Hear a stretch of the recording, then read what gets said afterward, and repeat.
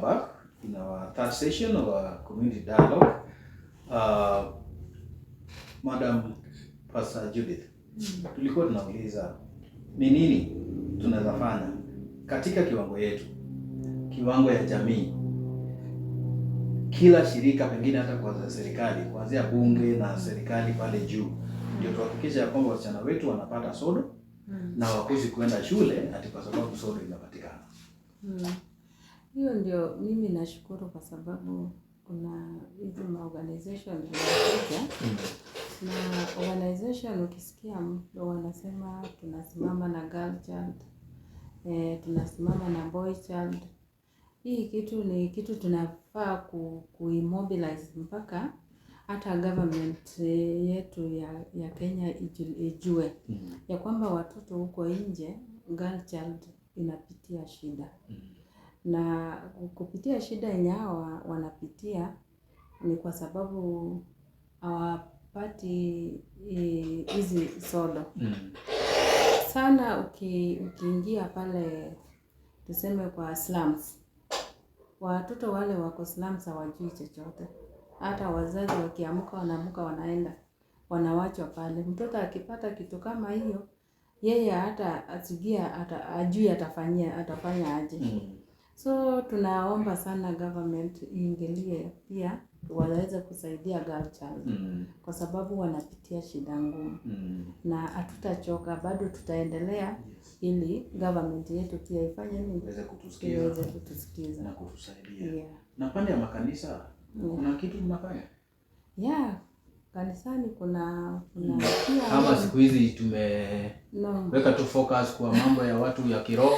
Mimi upande yangu kwa kanisa yangu hata kuna tunini naweza toa. Napenda kusupport girl child. Yes. Napenda kuwasaidia sana. Asante sana mtumishi Judith. Dismas. Now, to what extent should we involve men in this? And how are we going to involve them? Okay, I think as I said that most of the champions towards the ending period poverty, even like me, I'm not a female, but I'm championing for them. But so most of the NGOs has empowered those young men on how to create awareness to society, and I think it's a positive take, and I think most of the organization they have bought that idea, and I also think we can also involve parents, also the fathers. When it comes to this, because when let's say when especially for those single parents, it comes a challenge. But when let's say a father is empowered with the resources and information, I think is a plus to that girl child.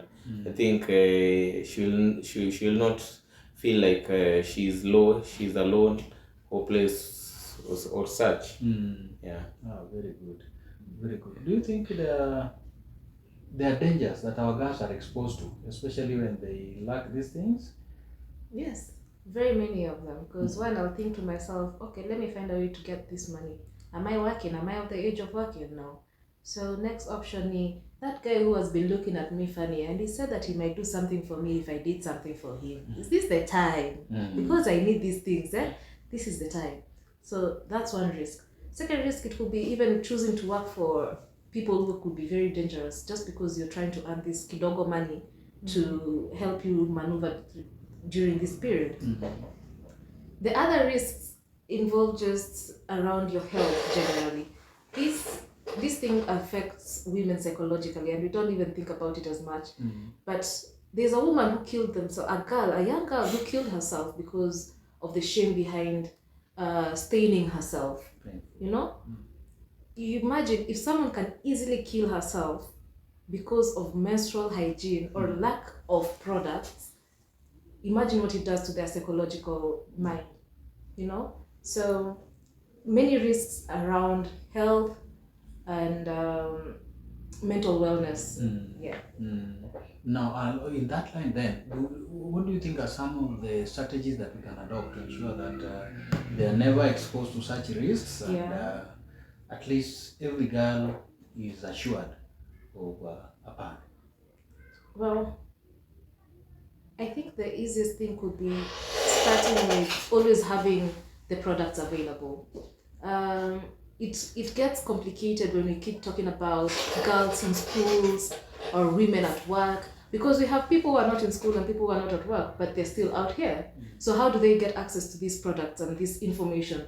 It's such CBOs, such NGOs, the people who talk about it. A woman who is not in school or a girl who's not in school can easily come into Saidika Organization and be like, guys, I'm not even part of this organization, but right now I really need this. You know, na party.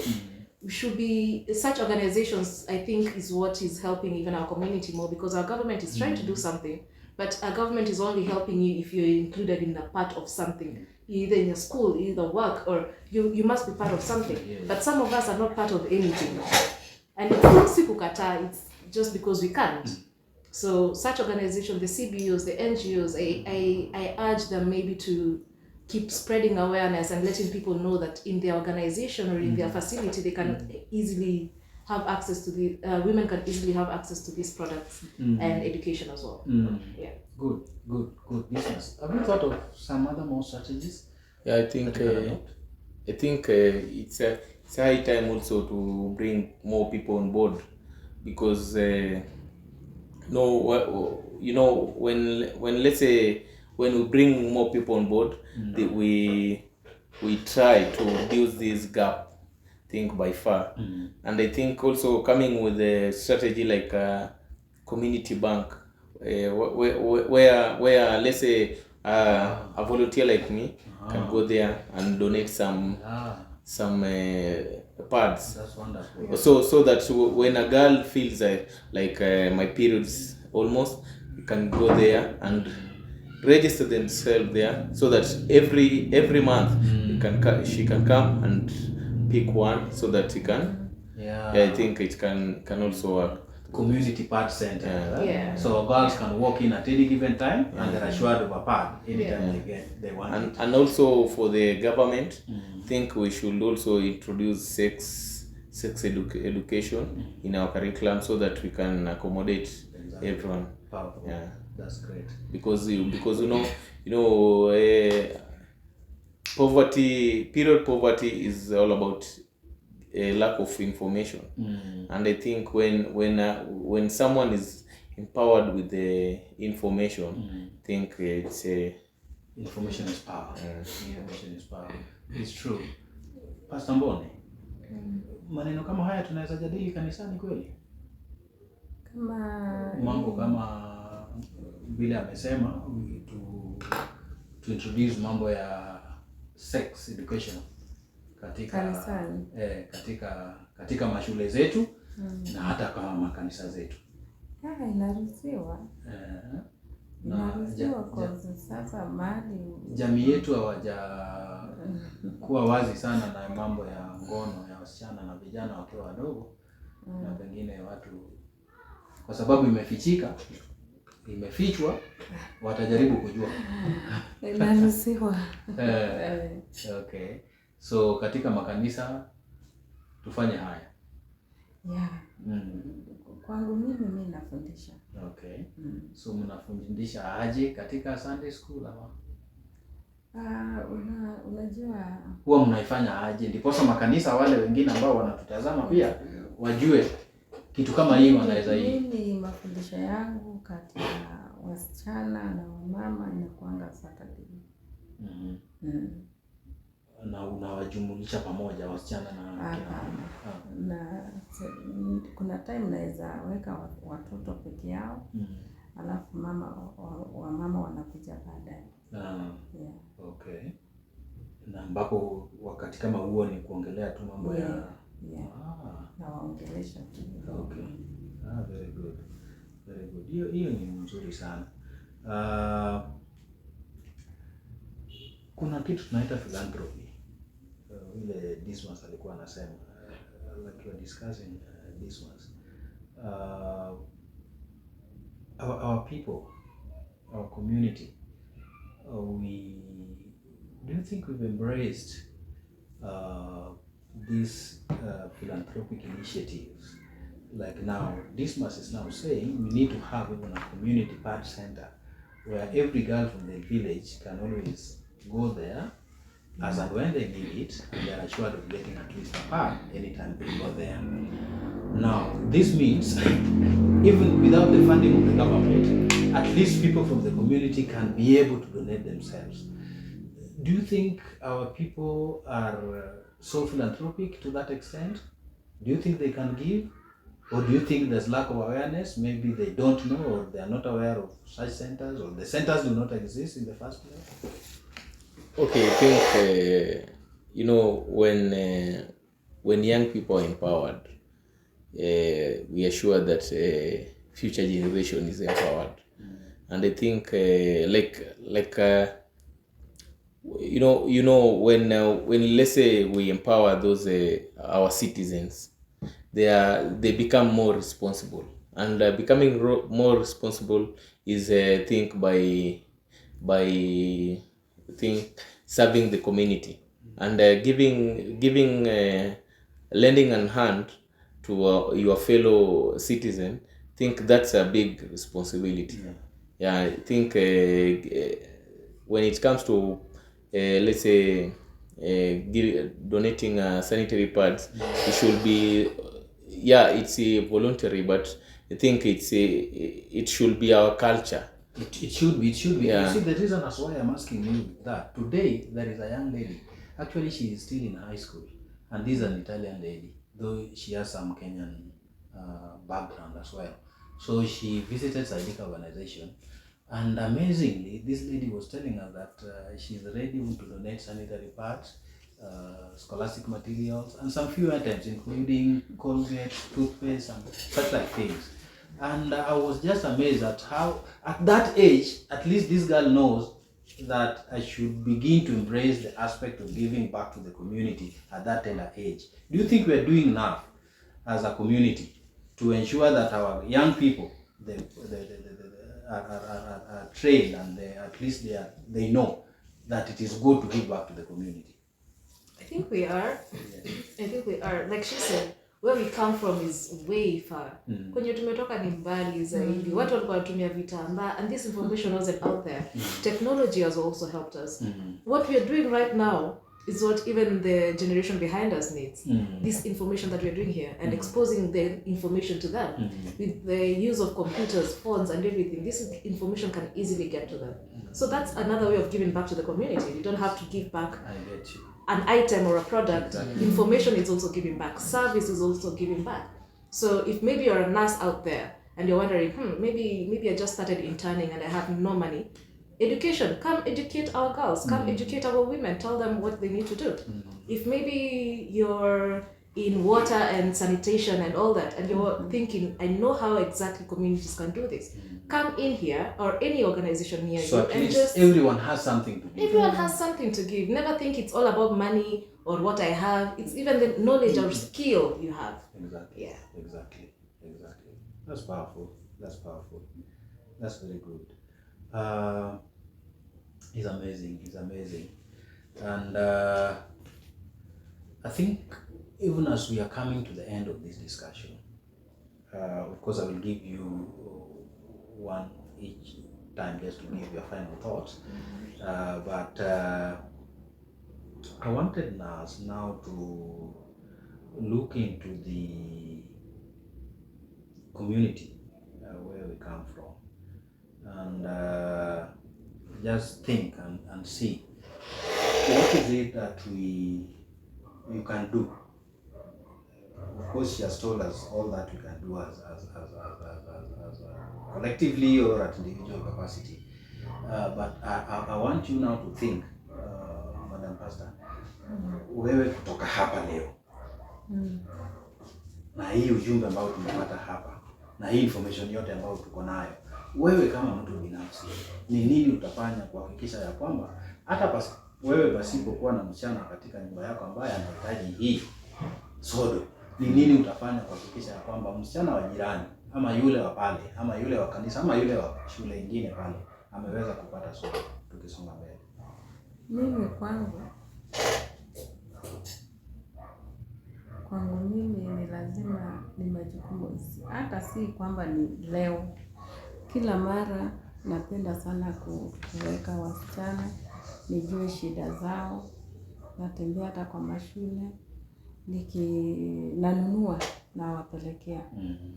Na wakati huo natumia mfuko yangu. Na ningependa sana hata nikipata watu wenye tunaweza ungana ili tutoe sauti, hata hii government itusaidie, ili kusaidia mtoto wa jirani, tusaidia watu wale wengine, ili hao watoto wakue na wakijua hii kitu tunafaa kujiweka vizuri. Asante sana. Ndugu Dismas, at your individual capacity, what is it that you're going to do to ensure that our girls, you may be having a girl in your house, within the neighborhood or whatever, but at least a girl is assured of a pad at any given time they need it? Okay, I think for me, I've been a champion. Yes. Think for me, I always mobilize pads for girls, especially from my society. Yes. I live. How often do you do this? Monthly. On a monthly basis? Yeah, on a monthly basis. How many are you able to raise on a monthly basis? Okay, it depends with how many volunteers that donors that I get. It may be okay. Most of us we think that donors are light skins, but even my neighbor can be a donor. Yes. Yeah.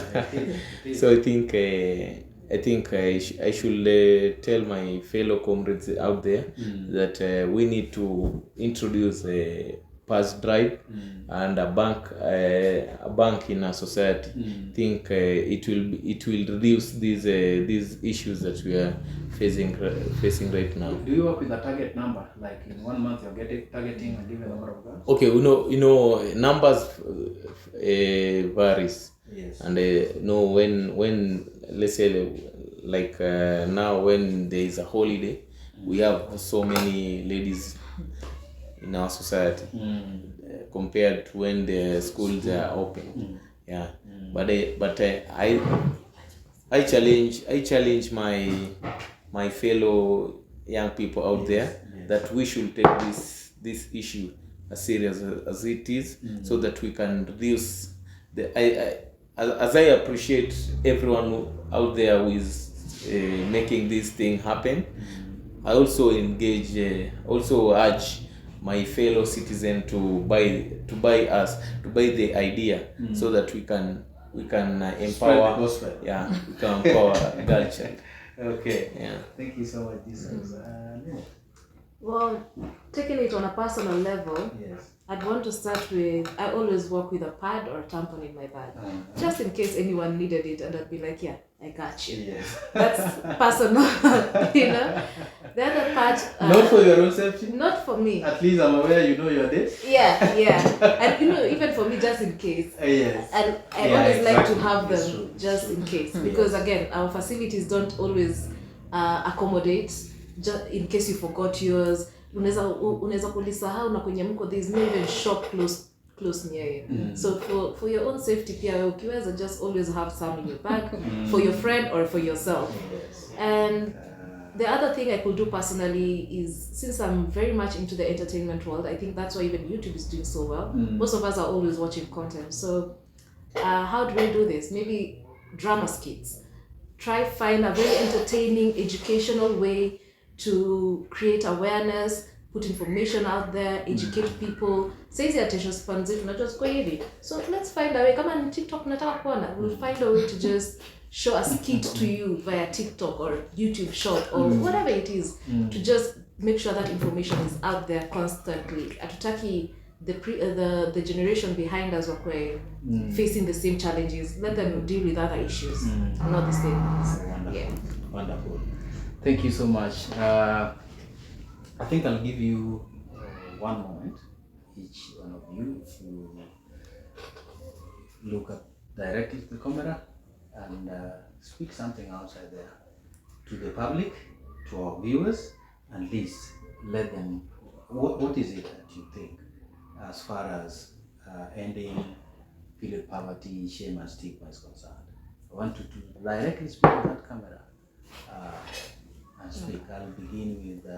Hello guys, just on this issue of poverty period, think I would like to congratulate everyone who takes this issue as personal, because this issue needs me and you, so that we can empower girl child. Hello guys.